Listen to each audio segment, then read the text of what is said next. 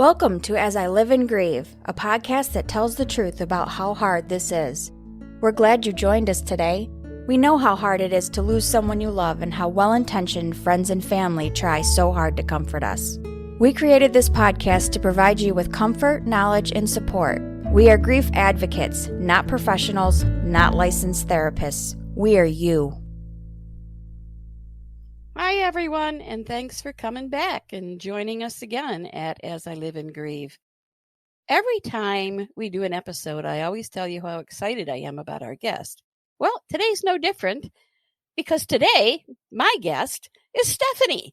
She's one of my favorite people. I'm always here. Stephanie and I decided to go it alone today, and we're going to talk about a topic that I think is going to promote a lot of ideas, maybe give a little inspiration, and just, kind of start your brain working again. One of the greatest fears we all have as we grieve is that our loved one is going to be forgotten. Now, not so much by us, because we obviously are going to probably remember them forever, and different memories will come to mind. But we always worry about other family members, maybe that weren't so close, or their friends, things like that. And we always worry that at some point, people are just going to forget that that person ever lived. So in all of our excursions on the internet and all of the time spent with mainly our best friend, Google, and all the rabbit holes we've fallen down, which have been many, we sometimes run across little ideas that someone has or a service someone offers. And we decided today to just kind of put them all together and give you, the griever, some ideas maybe about how you can capture moments. I did look at one book, and that person called them forget-me-nots, which I really like. So these little activities, if you're crafty or if you want to find someone to help you with it, these could be little forget-me-nots. First of all, I want to remind you that the last episode we talked about was kind of cleaning the closet and, getting rid of some of those things and how difficult that could be. So I want to give you a quote that's going to launch us, that's going to kind of tie in with that. And this quote, I believe, is by Alison Gilbert, who says, quote, "Mementoes become clutter when they no longer bring us pleasure. If possessions are burdensome, you frankly have two choices. Give yourself permission to get rid of them, or reimagine how they're used so they make you happy." End quote. So that's kind of a summation of what our podcast is about. But I really liked that mementos become clutter when they no longer bring us pleasure. So like we said last week, if your husband's favorite sweater gives you pleasure by slipping it on in the house when you're chilly, keep it. Don't get rid of it. But when it no longer gives you pleasure, then maybe it's time. No timeline. There's other things too that I've seen. I think I've seen it for like grandparents, or if a father has passed and kids are younger, they've taken like the favorite shirt and made it into a pillow. Exactly. Seen that. So something, you can even kind of repurpose it in a way too. Exactly. And that's a great idea, and one of the ideas. And some people I know we have, you have an aunt and I have a sister-in-law who's a quilter. And there are a number of times she has made T-shirt quilts for high school graduates with memories of their favorite T-shirts. There's no reason you can't do that with some of the material of the clothing hanging in your loved one's closet. If it gives you pleasure, do it. It will be a beautiful piece. It will be a conversation piece, and it will continue to give you pleasure. Another one of the ideas is something called a plastiglomerate. Okay.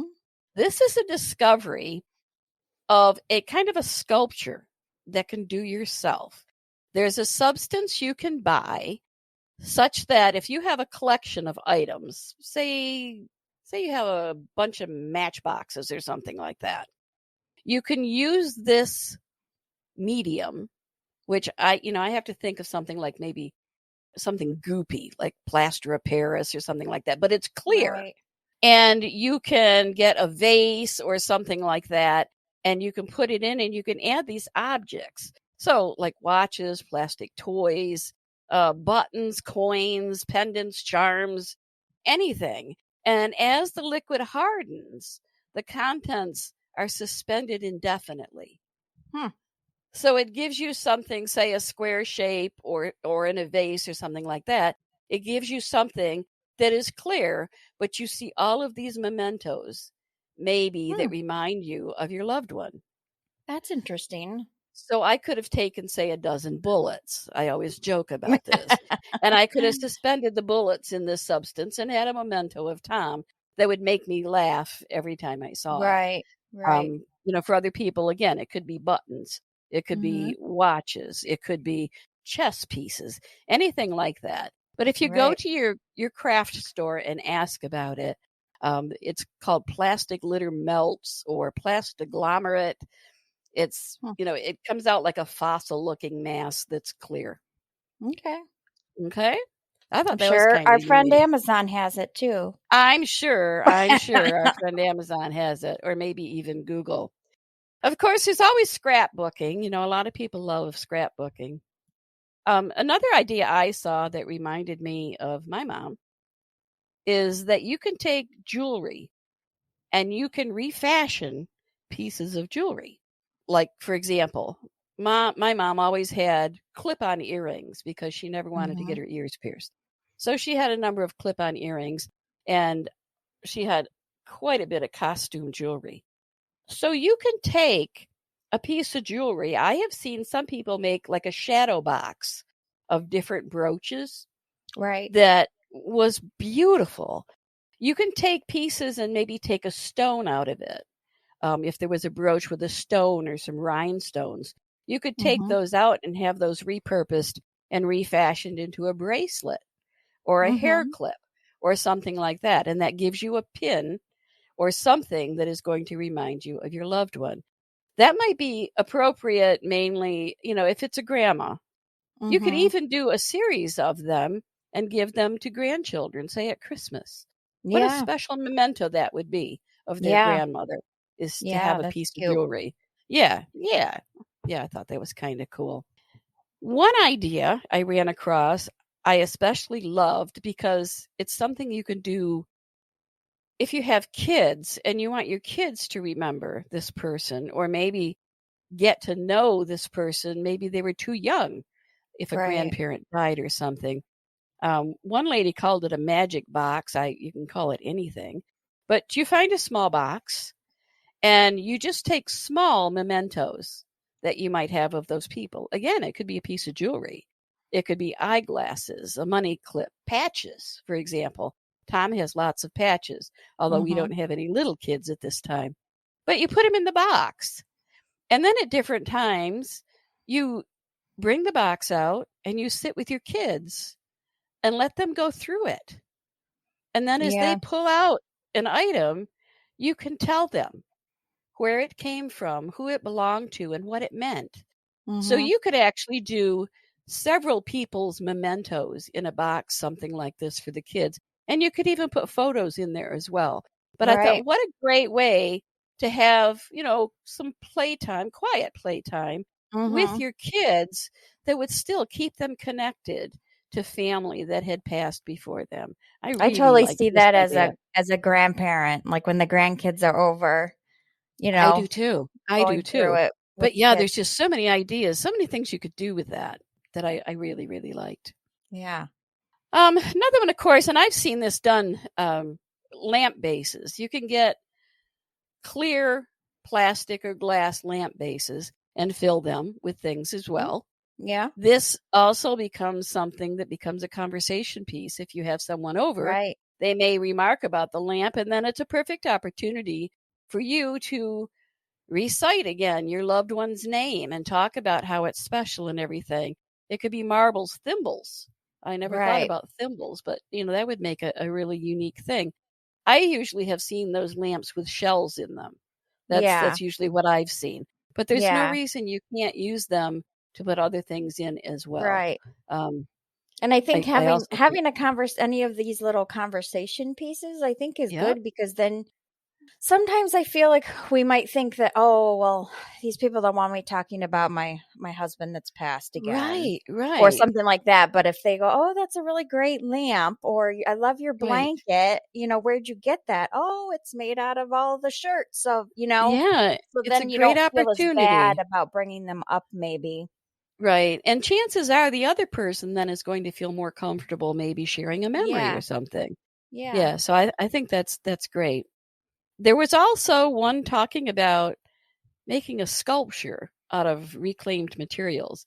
For example, if your husband was a carpenter or a painter or something like that, you could take one of the tools or a paintbrush and you buy a wooden base, you drill a hole into the bottom of the object, and you put in a steel rod and screw it to the base.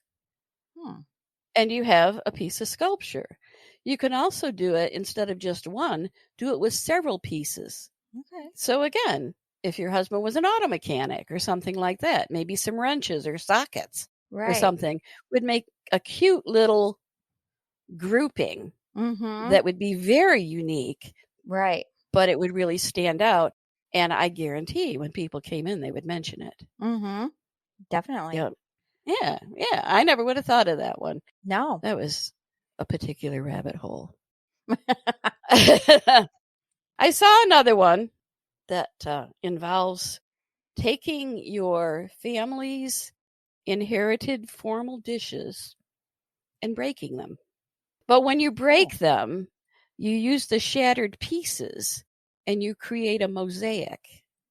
that reminds me of is it kintsugi or whatever it was? Yes, that What? kintsugi Yeah, that we that's what talked that about, reminds me of. where things are prepared with a liquid gold adhesive. Yeah. Same thing, but you could turn it into a mosaic. Mm-hmm. You could do a mosaic piece, put it in a frame, or maybe put it on a serving tray, things You could like make it that. like the top of a coffee table, or like an Exactly. insert in a dining table. I mean, you could do Yeah, anything with yeah, that. yeah, Hmm. yeah. Other people will take 3 plates, different sizes, and they will have holes drilled in them and then turn them into like a 3-tier, Mm-hmm. which is another way if you maybe you don't have the whole set, or Right. maybe these are just unique pieces. Maybe they were collector's items in a china Right. cabinet or something. Yeah. It would be a way to do something with that. And I even saw at one craft show I went to that somebody took the china and porcelain teacups like Yeah. grandma used to have in her I china was. cabinet, Yeah. and they made those into little sculptures. They would tip the cup on its side and glue it to the saucer, Yep. and then they would tip it and put it on a base and everything and make a little sculpture out of it, and then they would put some silk flowers or something pouring out of the cup and everything, and they were so pretty. Well, and I've even seen some things like at I don't know, some garage sales or whatever, and gets the older style china and teacups and stuff, and did sculptures, and they were actually sculptures put together to put in your garden. Like the Yes, teacups yes. were tipped just away so that, like, when it rained, it was almost like a waterfall coming down the Right, teacups, right. things like Yeah, that. So yeah, you can do beautiful anything. things. Yeah, so keep your eyes open if you go to a craft show too, because something like that might pique your interest, and you might think, "Oh, I can do that with such and such." Right. Maybe you still have something and you want to do something like that. Another suggestion I ran across wasn't so much about doing something and keeping it yourself; it was sharing. They had a particular relative who was an artist, Mhm. and what they did is they took a particular painting and they had a smaller print made of it, Mhm. and then they reproduced that print on cardstock and sold little blank like thank you cards or things like that Hmm. with the illustration that had been drawn by their loved one who had died. Hmm. And that way, they shared it with everyone. And on Right. the inside of the card, it had just a few sentences about that person and Right. about the illustration Hmm. and why it was so important to that family. that was a way certainly that you could share it with others. Right. So that was a great idea too. Yeah. And also, I know a lot of times artists are quite, I don't know whether insulated is the best word or not, but they don't always, I guess this is true of most everybody. It's not easy to sell yourself sometimes. Right. And I think a lot of artists also maybe don't appreciate their work as much as someone Right. else might too, Right. They'll be like, oh, I Right. just did that on a whatever day, and someone Yeah. else would be like, oh my gosh, that's beautiful. Yeah. Yeah. So sometimes to, I guess, take your memory and know that you are sharing that memory with so many people, even if they don't quite know the whole story, Right. you're still putting some brightness and happiness into somebody else's life Yeah. because of the person you loved. Right. And I think that's incredible. This next one is similar in that type of concept. This is something actually I have done and wasn't really thinking about why I was doing it. It's that whole random note of kindness or random act of kindness. Mm-hmm. It's that whole thing. And if you do something for someone you don't know, especially a random act of kindness, but you do it in your mind as you think of the person you loved, then it has special meaning. When I was vacationing and was in Albuquerque, New Mexico, we went to lunch, and I'm sitting there with my brother Marshall, my sister-in-law Linda, my cousin Diane, who lives in Albuquerque. We're sitting there in a winery in their cafe, and we're having our lunch. And two gentlemen came in who were very obviously police officers, and they sat down for lunch. So I called the waitress over and said that I would like to buy lunch for the two policemen. And I did it. I was thinking of my husband, Tom, who was a veteran. He wasn't a police officer, but he was a veteran. He served. And he would have done something like that. Right. He's done it numerous times for veterans or for police officers. So for some reason, just it came to mind, and I decided to buy their lunch. Well, then we got talking and eating our lunch, and I wasn't paying attention. And the waitress happened to come over, and she said, I have a question. And I said, what? And she said, the table has now grown. There are now 6 of them. What do you want me to do? And I said, I'll buy lunch for all of them, but please don't tell them who did it. Well, that didn't work so well because we were the only other table in the restaurant. So it was pretty obvious that someone at our table had done it. And they came over afterward. So, yeah, it cost me a little bit more. But then again, I laughed because it made me think, yeah, that's something Tom would have done. It wouldn't have mattered to him if there were 20 there. He still would have brought lunch for all of them. Yeah. He wouldn't have been quiet about the fact that he had done it. Because he would have engaged all of them in conversation. Probably he would have wound up sitting with them as well. But random acts of kindness can be done. And obviously it was a special moment because that was probably 4 years ago. Right. And I still remember it. Right. It still brings a smile to my face. So a simple random act of kindness can go so far. Yep. Yeah. Well, even things like I know Grandma would always say, oh, somebody let me ahead of them in the grocery line because I only had 3 items and they had more. And Grandma used to always talk about how, she was so short. So she couldn't reach things on shelves and stuff like that. Oh, the nicest little stock boy helped me get something off the shelf. And she would always talk. So I know that when I was always at the grocery store, if I saw, an elderly person, I was like, do you need help with that? Or I've let people go ahead of me because that's stuff that I know it just tickled Grandma to pieces. And it was something so simple, but it meant the world to her. So yeah, she was very flattered by that. Newsflash, I am now that short person who can't reach things in the grocery store.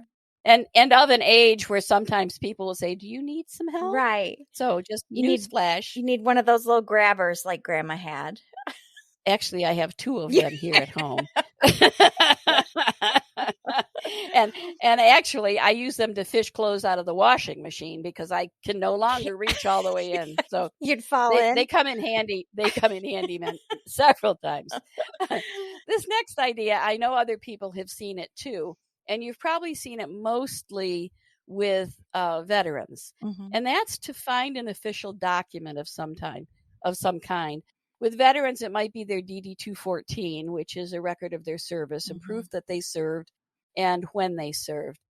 And find that official document or documents and frame them and turn it into a piece of art.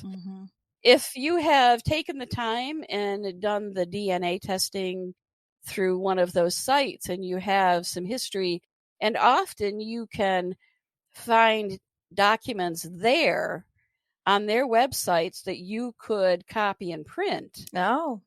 But those official documents, even in a collage, could be quite striking and also, give you reason to show people. Some of these things also make really nice gifts. Right. Again, I've seen them mostly with veterans, but if you came from a family who, 2 or 3 generations ago came here on a ship from Italy and came through Ellis Island and everything, that's every bit as momentous. Oh, sure. So definitely something you can do. Yeah. One more, and I can't believe if I sat down to try to make a list, I never would have thought of some of these ideas. Yeah, no. And when you get one idea, sometimes it triggers another one. Yep. So if any of our listeners are experiencing that, send us an email and let us know what you came up with. I'd love to put it on air and talk about it. Another suggestion was to take a deck of cards and replace all of the faces on the cards with photos of family members. And as you play a game, maybe with your kids again, this could be another interactive thing with your kids. As you play the game, you can talk about, who's on the card, whose face is on the card. So I can see that kind of going, a little to the left as far as who's going to be the Joker, but Well, and I when you were saying that, I was envisioning like grandkids playing with, again, a grandma or a grandpa and saying, do the go fish game. You're like, do you have any Grandpa Jacks? Right. Grandpa Jack. Yep. Yeah. I think it could be hilarious. Well, geez, there's got to be a printing company that would do that for you too, if you didn't want to. You can have decks of cards made, so I'm sure you could if you wanted to invest some money. And again, wouldn't that be a great Christmas gift for grandkids or something? To have a deck of cards with photos of grandma and grandpa, or just all grandpa, wouldn't matter. Right. Anything like that would really be, to me, I can see certain kids I know really getting a kick out of something like that. I really do. Yeah. Those, every so often you get them now by email. We used to get them by regular mail, by postal mail. And they were the chain letters. Remember those dreaded chain letters? Yep. Take this one, send it to 10 people, put your name on the bottom. Well, somebody took the idea and turned it into a memory chain. And they started with the names, 10 names, and the directive on it was to write a brief memory or quote that you recall this person saying and send it to 10 more people. And eventually it would come back to you full circle and you'd get all of these notes or emails, if you will, with little funny stories or remembrances or anything. Yeah. That can be fun as well, but you'd have to have a lot of buy-in on that. Yeah. So I imagine it would work well for certain families. Right. Not for every family. Yeah. Though. Not for every family. Yep. Another one I think is, I'm going to say it's somewhat common only because I know several acquaintances on Facebook that have done this. That you find a special place in your yard, perhaps, or somewhere that you have access to, and you create a little refuge, like a little place of serenity and quiet. Sometimes it's like a memorial garden or something. Yep. You could find a special poem or quotes and have them engraved on stepping stones and put those in the Or a ground. bench. Lots and lots of ideas. One of the acquaintances I have on Facebook lost a teenage daughter, and they have created a garden in their backyard for her.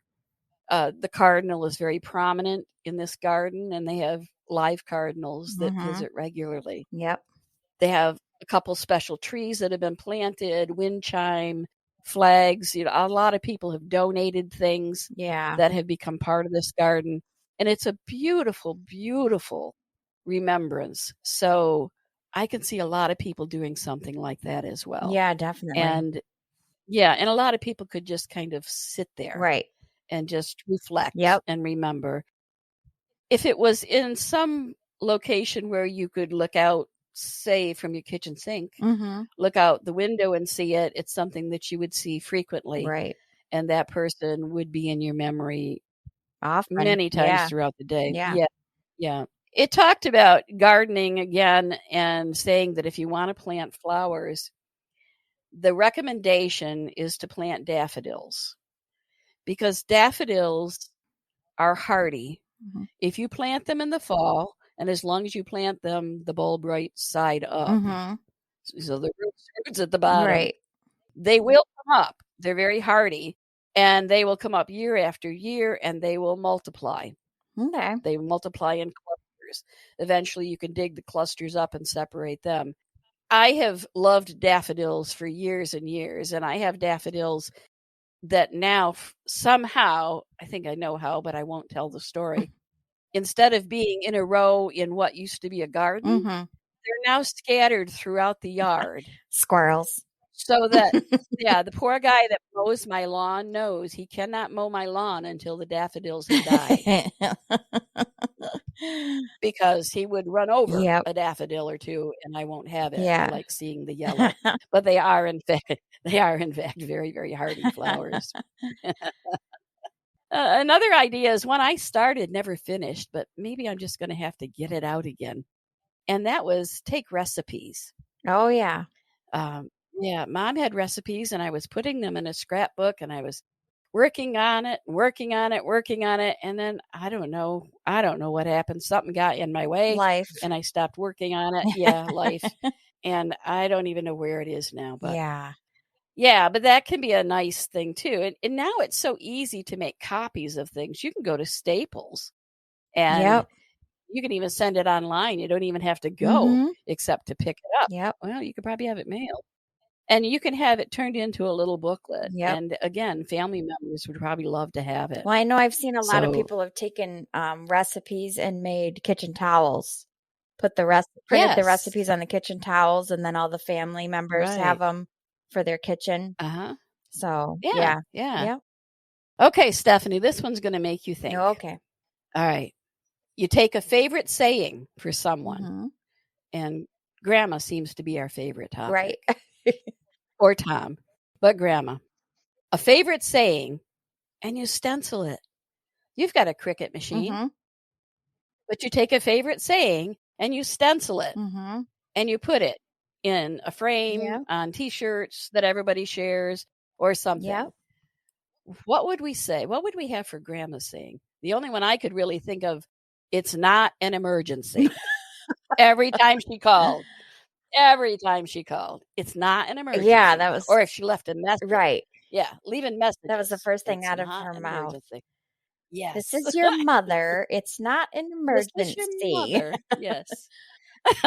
Yeah, I don't know. I don't know what. I'd have to think about that. It was tough. Yeah. Yeah, I was having trouble coming up with that, except for, as I say, it is not an emergency. And the last one I'll mention, because as always, we run out of time so fast. The last one I mention is one a lot of people embrace, and that's to get a tattoo. Yep. If you get it in a place that is noticeable, it is not unlikely that someone will say to you, is there history behind that tattoo? Actually, I did this. I had never had a tattoo in my life. After my mother died, I was visiting your sister in Texas, who has several tattoos. And I was with several people. And all of a sudden, Kelly and I said, let's go get a tattoo in Grandma's memory. Yep. So Kelly and I went, dragged the rest of them along. They all got tattoos also. But on my left upper arm, shoulder area, I have the Cheshire Cat. Mm-hmm. And the only reason I have the Cheshire Cat is because in Alice in Wonderland, that cat will disappear. His body will disappear, Mm-hmm. but his smile will stay. Right. So that made me think of Grandma. She's no longer here with us, Right. but her smile is, Yep. and we see her in so many things, Mm-hmm. So many Yep. signs, mainly cardinals, but there are other Yeah. signs around. So Well, tattoos are yeah. very, very And I have a popular. tattoo for Grandma too. So, Yep. and I'm Yep. not a big one for crosses, but Grandma was very religious, and that was just Yep. the easy decision. And then I have angel wings around Sure. it in her favorite color. Yep. And then I Yep. have her, name above it. And yeah, Yep. yeah, Yep. 'cause I know she's always watching over us. So, yep. Right, Yep. right. And I've had several people, I don't go sleeveless very often, but when I do, I've had several people ask about my Mm-hmm. Cheshire Cat. Yeah. Yep. So, all right. Well, guess what time it is? The end. It's time to wrap up. I hope everyone has enjoyed the suggestions, the ideas, the thoughts we put out today. It's a little bit different than our normal podcast, but we thought it would just be important to share some of these ideas that we have seen or read about. Just share them with you in case there's something you want to do. Maybe you're searching for some way that you can have a remembrance. Just be creative, think out of the box, and let us know if you've discovered something that we didn't mention today, because we'd love to hear about it. So until next time, take care of yourselves. We really want you to do that. And we'll talk to you next time as we live and grieve. Thank you so much for listening with us today. Do you have a topic that you'd like us to cover, or do you have a question from one of our episodes? Please email us at info@asiliveandgrieve.com and let us know. We hope you will find a moment to leave a review, send an email, and share with others. Join us next time as we continue to live and grieve together.